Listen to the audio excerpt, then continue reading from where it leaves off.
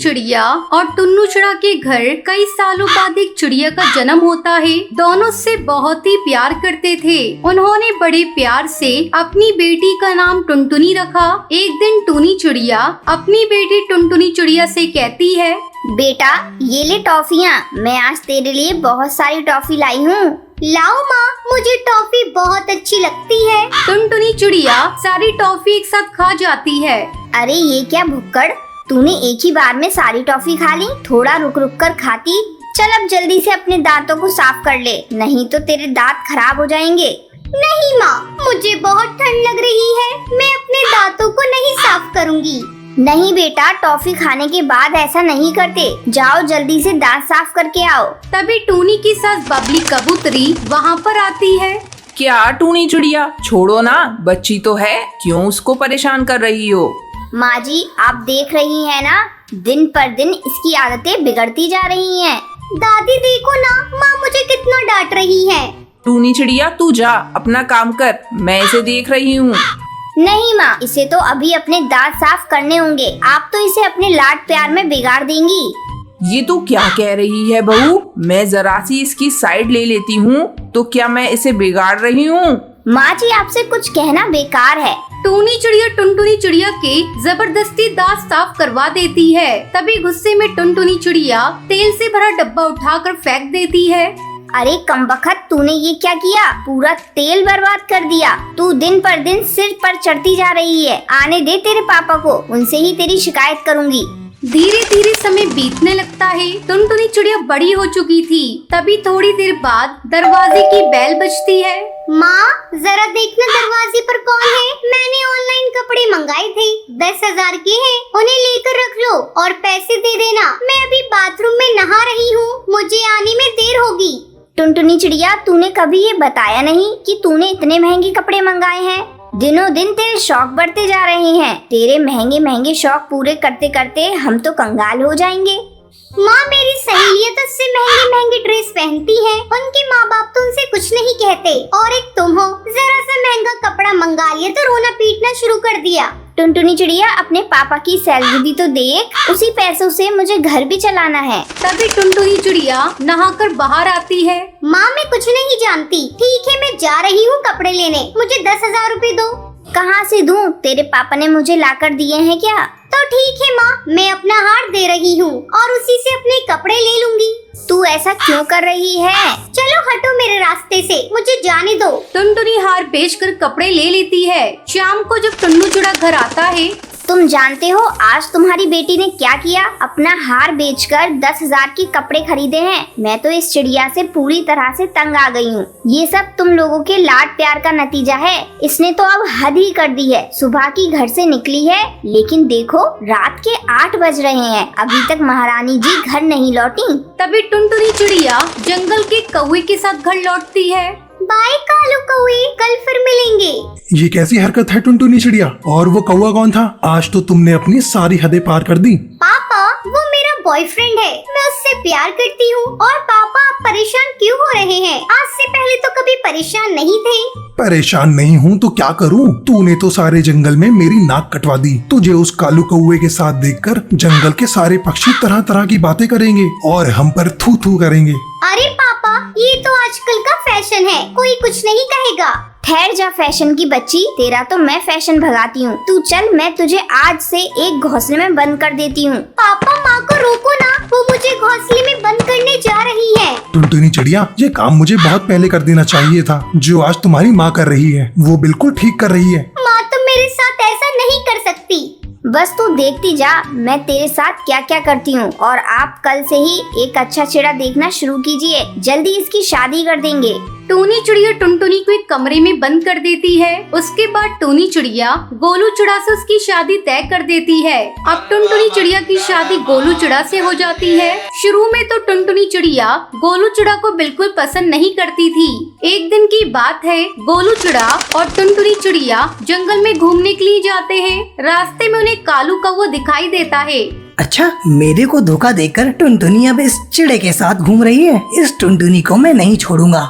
कालू कौवा जैसे ही टुनटुनी पर हमला करने वाला होता है तभी गोलू चिड़ा टुनटुनी चिड़िया को बचा लेता है। ये सब देखकर टुनटुनी चिड़िया गोलू चिड़ा से माफी मांगती है और अपना घमंड करना भी छोड़ देती है। फिर दोनों पति पत्नी खुशी खुशी रहने लगते हैं। सलमा चिड़िया की सुंदरवन जंगल में चाय की एक छोटी सी दुकान थी। पूरा दिन मेहनत करके बड़ी मुश्किल से सलमा अपने परिवार के लिए पैसे कमा पाती थी। सलमा जिस छोटी सी दुकान को चला रही थी वो भी उसने 1200 रुपए किराए पर ले रखी थी। महीने भर में जो भी सलमा कमाती उसमें से 1200 रुपए उसे दुकान के किराए के लिए निकालने ही पड़ते थे। ऊपर से एक छोटा सा घोंसला जिसका किराया 1500 रुपए भी उसे महीने की कमाई में से निकालना पड़ता था। सलमा के परिवार में उसका बेटा अब्दुल और बेटी रेशमा थी। रह सहकर कमाई गुजारी के लिए बहुत मुश्किल थी। एक दिन सलमा दुकान पर जाने लगी। उसकी बेटी रेशमा बोली, अम्मी कल ईद है, मेरे लिए क्या लाओगी? मुझे नया सलवार कमीज लेना है, बिल्कुल रजिया जैसा। कल रजिया के अब्बा लाए हैं गुलाबी और नीले रंग का, बहुत सुंदर सलवार कमीज है। मेरे लिए भी लाओगी ना अम्मी? बोलो ना। बढ़िया ही सलवार कमीज लेने वाली। अम्मी तो मेरे लिए नया बैट बॉल लाने वाली हैं। देखना मेरे लिए लाएंगी अम्मी, और कल की ईद ही मुझे ही मिलेगी। बच्चों जाओ बाहर जाकर खेलो, मुझे परेशान मत करो। ये कहकर सलमा अपनी दुकान के लिए निकल जाती है और दुकान पर बैठे बैठे सलमा अल्लाह से कहती है, या अल्लाह, मैं ही शायद अपनी औलादों को कोई खुशी नहीं दे पा रही हूँ। मेरी गरीबी मेरे बच्चों की खुशियों के आड़े आ जाती है, क्या करूँ अल्लाह। सलमा भले ही गरीब थी फिर भी वो अल्लाह पर बहुत यकीन करती थी।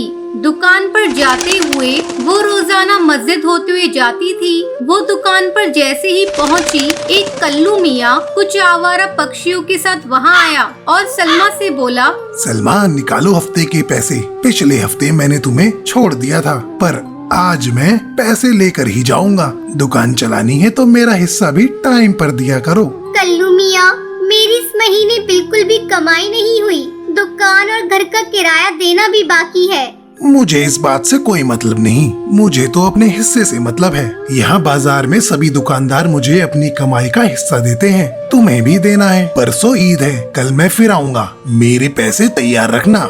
कल्लू मियाँ सलमा को अगले दिन आने की धमकी देकर चला जाता है। सलमा मायूस होकर घर वापस आ जाती है। पूरी रात वो सोच में रहती है कि अगले दिन कल्लू मियाँ आएगा और उसके पास बिल्कुल भी पैसे नहीं थे। कल्लू मियाँ एक आवारा पक्षी था और सलमा को अपने से ज्यादा अपने परिवार की चिंता थी। वो अल्लाह को याद करती हुई पूरी रात सोचती रही। अगले दिन वो दुकान के लिए उठी और जल्दी जल्दी में बिना कुछ बोले घर से निकल गई। रोजाना की तरह वो जैसे ही मस्जिद के पास पहुंची, उसने देखा कि कौवी जमीन पर बेहोश होकर गिर गई है और एक छोटा बच्चा उसके बराबर में रोने लगा। कई पक्षी इस कौवी के नजदीक से होकर गुजरने लगे, पर किसी ने उस कौवी और उसके बच्चे की मदद नहीं की। सलमा तेजी से कौवी के पास गई और बच्चे को उठाकर सलमा सीधा अस्पताल पहुंची। डॉक्टर बुलबुल, ये रास्ते में बेहोश होकर गिर गई थी, आप जरा देखिए ना। डॉक्टर बुलबुल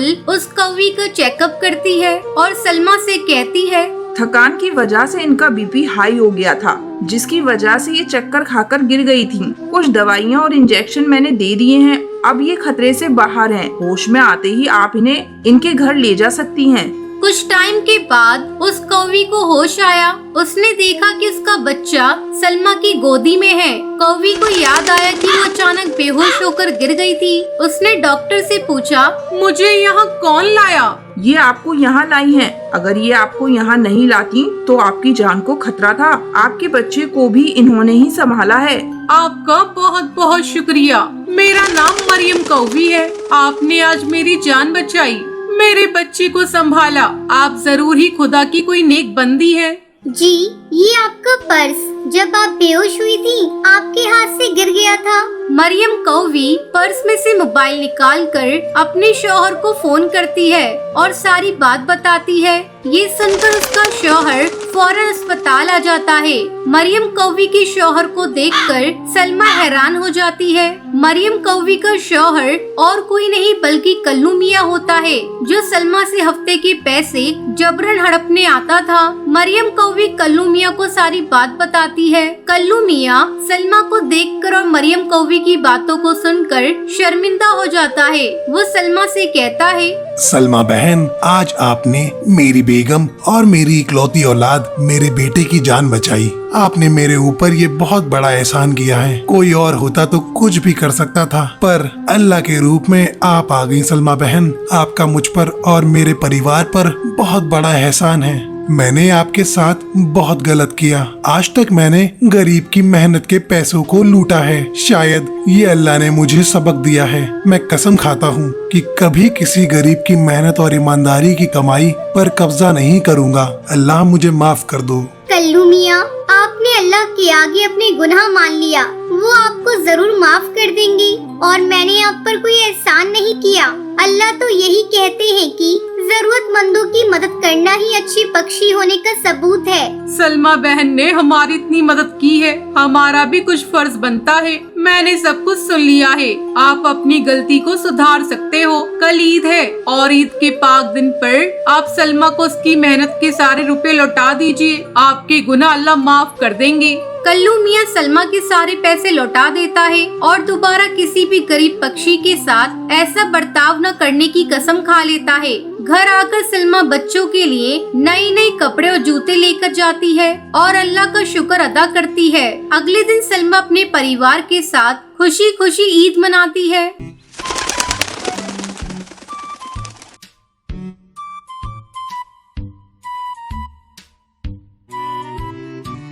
सुंदरवन जंगल में टोनी चिड़िया का एक परिवार रहा करता था। उस परिवार में टोनी अपनी 2 बेटियों के साथ रहती थी। उसकी बड़ी बेटी का नाम टुनटुनी था और छोटी का नाम भूरी था। टुनटुनी बहुत ही आलसी थी। वो कोई काम नहीं करती थी, दिन भर खाती रहती थी और सोती रहती थी।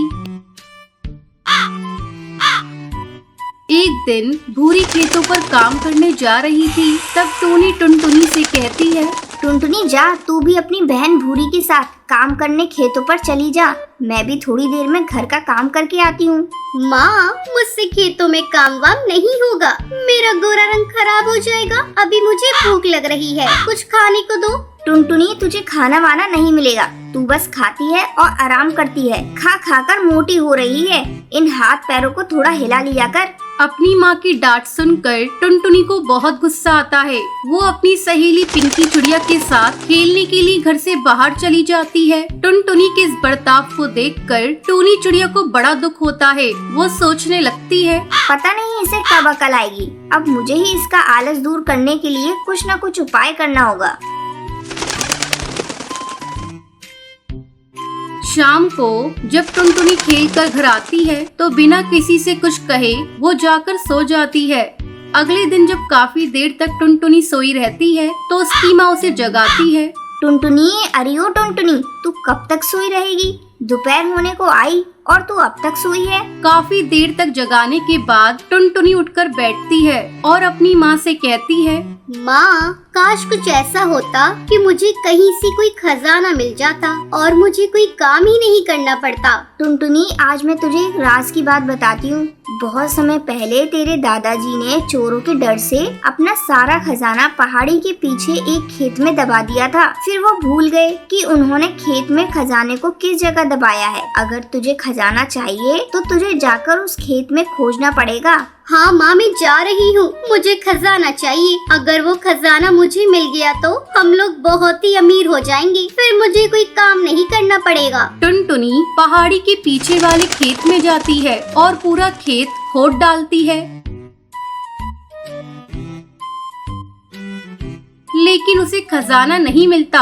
शाम को थकी हारी टुनटुनी घर वापस आती है। तब टोनी उससे पूछती है, टुनटुनी बेटा, तू बहुत थकी लग रही है। क्या तुम्हें खजाना मिला?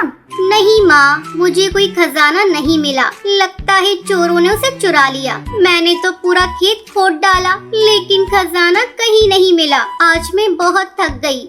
बेटा, तू निराश ना हो। अगर तूने खेत खोद दिया तो ये ले कुछ गेहूं के दाने, कल इसे ले जाकर खेत में बिखेर देना। जब बारिश होगी तो खजाना अपने आप ऊपर आ जाएगा। ठीक है माँ, ये भी करके देखती हूँ। टुनटुनी खजाने की लालच में अगले दिन खेत पर जाती है और गेहूं के दाने बिखेर देती है।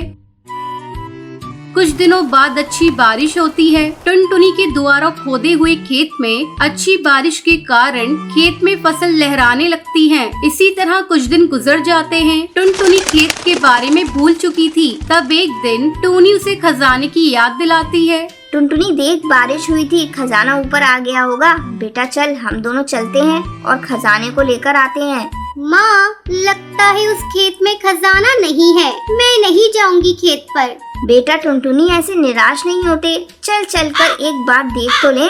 टूनी के बहुत कहने पर टुनटुनी उसके साथ खेत पर जाती है और जैसे ही अपने खेत को देखती है वो खुशी से चिल्लाने लगती है। माँ, मिल गया खजाना, ये देखो खेत में चारों तरफ खजाना ही खजाना है। फिर टूनी टुनटुनी को समझाती है। बेटा ये खजाना ये गेहूं की फसल है। मैं इसी खजाने के बारे में तुझसे कह रही थी। इसे बेचकर हम लोग बहुत अमीर हो जाएंगे। अपनी माँ की बात टुनटुनी समझ जाती है और उस दिन से वो आलस करना छोड़ देती है।